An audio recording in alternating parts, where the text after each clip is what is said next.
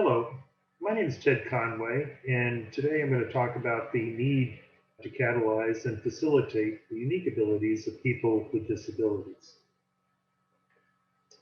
Now, the motivation for this presentation is to have greater inclusion of persons with disabilities in all activities of daily living. So first, we want to look at the government's initiatives that were created approximately 50 years ago. In 1975, the Individual with Disabilities Education Act was implemented by the Ford administration, and they were looking to include 6.6 million students with disabilities in all aspects of education and giving them the right to educational access. So in 1990, the Americans with Disabilities Act expanded that to all activities of daily living and really defined disability as a mental or physical impairment that prevented a major life activity. Now, in 2008, there was an amendment to the Americans with Disabilities Act, and it was re-emphasized what these major life activities are. Ability to care for oneself, to walk, speak, breathe, hear, reach, lift, learn, and so forth. And the Supreme Court actually included running as part of that list of activities of daily living. So, as an engineer, it's important to define the disability, and then once we've defined the disability area, for example, hearing is a good example, we want to come up with metrics to specifically identify what is a disability with respect to hearing and what is not. So we've come up with the 90 decibel hearing loss within a particular frequency range as being the definition of being hearing impaired within that frequency range. If it's across a broad spectrum of frequencies, then it's a major hearing loss. As we get older, obviously we lose some hearing in specific ranges, and this is part of the definition for disability. Also, with vision is another good example. As we get older, we wear glasses. Visually impaired is defined as with corrected vision, not being able to correct it better than 2200. So what most people can see at 200 feet, an individual with corrected vision still has to see at 20 feet. That's considered visually impaired. So we have these metrics that help us to identify what a disability is, and more importantly, how do we rectify it? How do we address the disability? So under the Biden administration, which pretty much continued what the Obama administration had initiated with the amendment to the Americans with Disabilities Act, his plans are to develop an aggressive civil rights availability or access for persons with disabilities, all to expand employment opportunities, strengthen economic security, access to educational programs, which this is a continuation of the IDEAS Act, and expand access to accessible, integrated, and affordable housing, transportation, and assistive technology to protect people with disabilities in emergencies. So this is really the motivation for this workshop. The National Science Foundation has been given the directive to include a variety of tracks under this Convergence Accelerator program. And one of those tracks is actually going to be the disability and assistive technology development.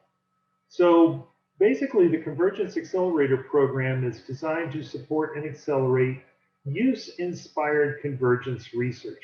This is a lot more translational than NSF has looked at in the past, meaning that once the technology is developed, then we want to implement that technology to the end users so that it can facilitate the desired functions. In this case, assistive technology being able to address the needs of the disability community.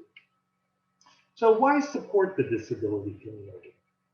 Well, persons with disabilities represent about 20% of the population. Now, embedded within that 20% of the population, only 40% have visible disabilities. So I use crutches. I have a mobility impairment, so I use crutches. So I'm part of that visible disability community. So I'm part of the 40% subset of the 20%, or basically 8% of the US population. But the other 60% of the US population, or well, 60% of the disability population, so that's about 12% of the US population, have non-visible disabilities. And these are disabilities that only present themselves in specific environments. So, for example, I have students who have recognized disability in ADD or ADHD. So they have a hard time concentrating and are easily distracted during an exam. So we provide a quiet environment, and we give students more time to take the exam so they can stay focused as needed to complete the exam. So this would be a non-visible disability, because these students walk around on campus and you wouldn't know that they had a disability until they went to take an exam, and then if they were given the same constraints as other students, they would not perform as well. Now, this group actually makes up about 66 million Americans. So this is a huge segment of our population. And it transcends gender and diversity, ethnicity, and all of the other diversity groups within the United States.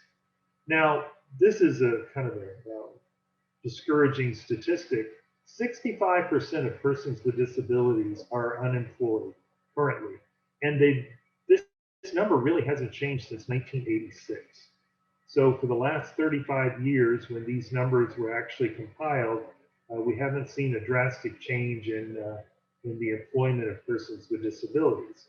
So that's part of our motivation in assistive technology, is to provide tools so that a person can become actively involved in the work environment.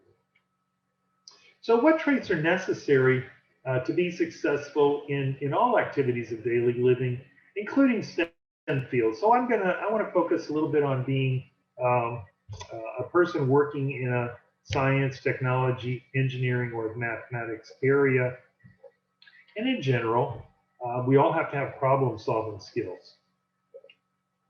We also have to be creative to solve those problems. And most importantly, things don't usually work out the first time, so we have to demonstrate some persistence. Now, within the disability community, I argue that people with disabilities have to have heightened problem-solving skills, because each one of us is dealing with our own unique problems associated with our disability. As an example, when I was probably 10 years old and I was using crutches, I learned very quickly, I couldn't articulate it mathematically, but I certainly learned about the coefficient of friction between rubber crutch tips and different floor surfaces. And some floor surfaces were slipperier than others. And when the floor surface was wet, the coefficient of friction between the crutch tip and the floor actually went down by at least an order of magnitude. And I learned it the hard way. So this was something that I had to learn how to apply the force on my crutch onto the floor in different angles or different force vectors in order to minimize my opportunity for falling.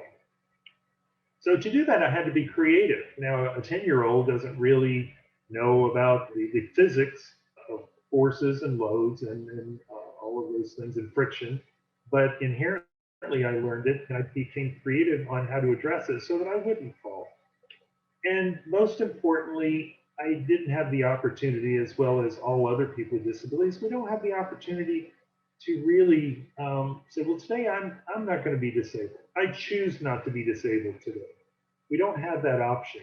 So we still have to get up and go through our daily activities, addressing the issues related to our disabilities. So we have to demonstrate persistence. So these are all traits that a successful scientist or engineer would have, and more importantly, a person who is successful in their activities of daily living, whether it's their home environment, their work environment, their educational environment, whatever it is. These are things that allow a person to be successful. these are inherent traits within the disability community. And most importantly, we all bring our own unique life experience to the problem solving table as a scientist or an engineer, or as a person just trying to solve problems in whatever environment they're working in. And this promotes innovation. So how can this talent be recognized and fostered in persons with disabilities? Assistive technology. So I want to take you through an average day in my life using assistive technology. And as I said before, I use crutches. I have a mobility impairment, so I use loft-strand crutches, which are crutches with cuffs on the wrist or on the forearm. And I always show this, and because people, when I've used this in the past, people see me walk into a room and they see me using crutches. So I say, what do you expect? But also, I have additional needs. So like most people in the morning, I would like to sleep in, but I have to get up. So I use a chronometer with a mechanical audio frequency to help wake up in the morning and let me get my day started. So then once I've gotten up and I work my way into the bathroom, I use a temperature-controlled pressurized water delivery system. So I use the shower. Actually, not this shower. This one would be hard to get in and out of, but I found this one online. And then once I get to work, I use a human transport mechanical lifting and descending machine. I use the elevator to get to my office on the second floor. Then, even though my voice can be loud at times, it's still not loud enough for me to communicate with all my colleagues around the world, so I use a distance communication device. And you can see here that this is state-of-the-art equipment that our university provides us in each of our offices, believe it or not. So it's, it really is, we're very proud of our state-of-the-art. And then most importantly, as an engineer, I need a highly efficient, powerful computational system. So I have a state-of-the-art computing machine that I use in my office. I use this Commodore 64. Actually, this is a picture of the first computer I had back in the early 80s.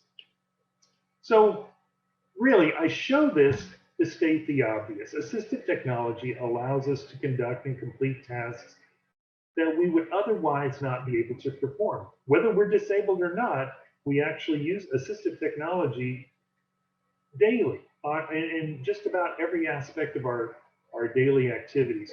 I spoke once with a group of astronomers. It was probably about 200 astronomers at a meeting that NSF had sent, the National Science Foundation had sent me to in Arizona, in Tucson, to talk to them about in greater inclusion of the disability community and other underrepresented groups. So when I went up to the podium to speak to the audience, I looked across the room and I said, wow, this is the first time I think that I've ever spoken to a group of scientists and engineers where everyone in the room has a disability.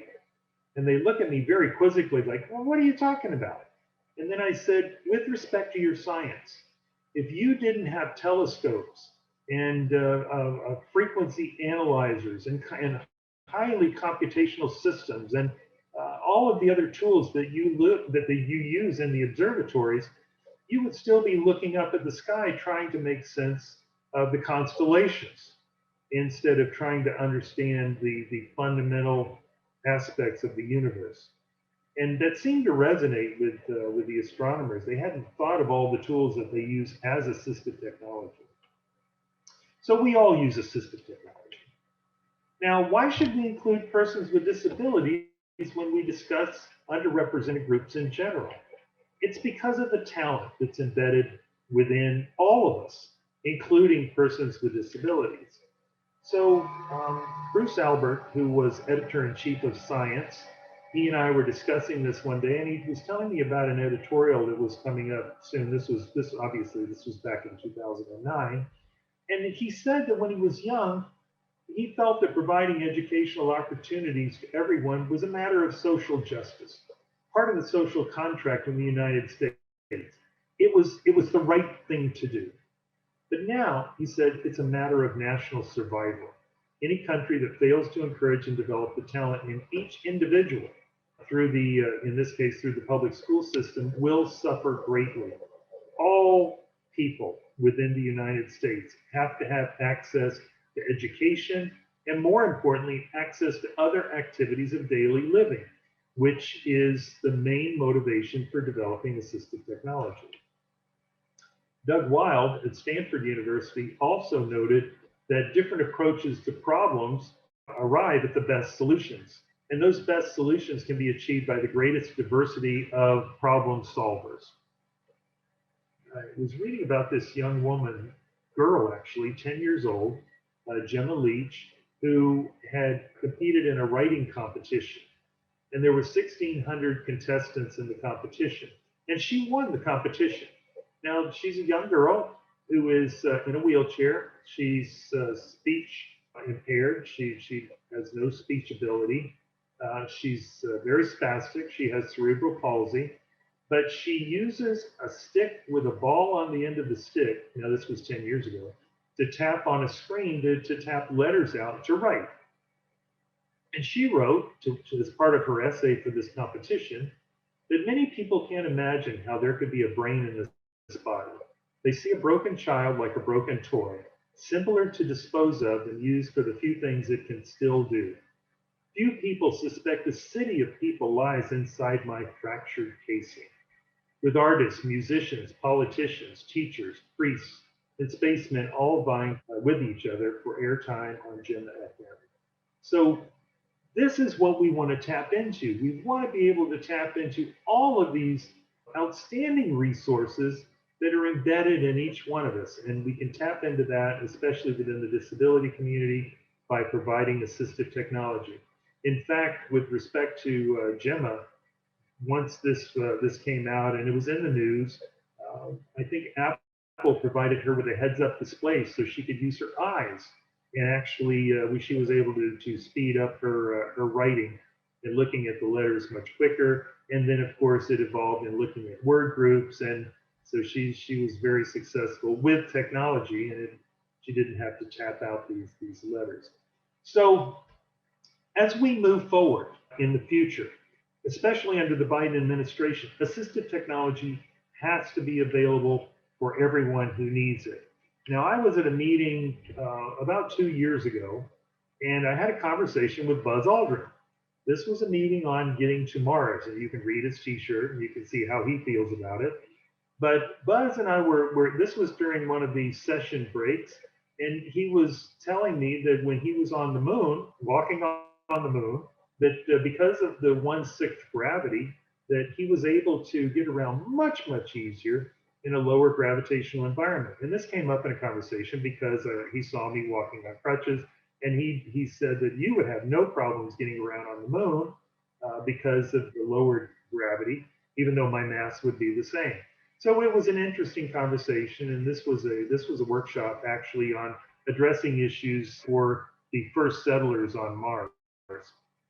So we need to think, this was certainly thinking outside the box. We need to think outside the box as we move forward with development of assistive technology, and not be limited by our own imagination, but really take into account all perspectives, and especially the perspectives of end users of assistive technology.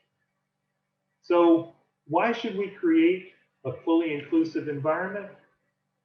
Because Gemma and those like her have tremendous talent that can only be accessed through assistive technology, and she should not be limited by her fractured casing. So there's much talent to access from the community of persons with disabilities. So let's move forward and create assistive technology that allows people with disabilities to be fully immersed and productive in all activities of daily living. And I want to thank you for your time, and I'm really looking forward to a successful workshop.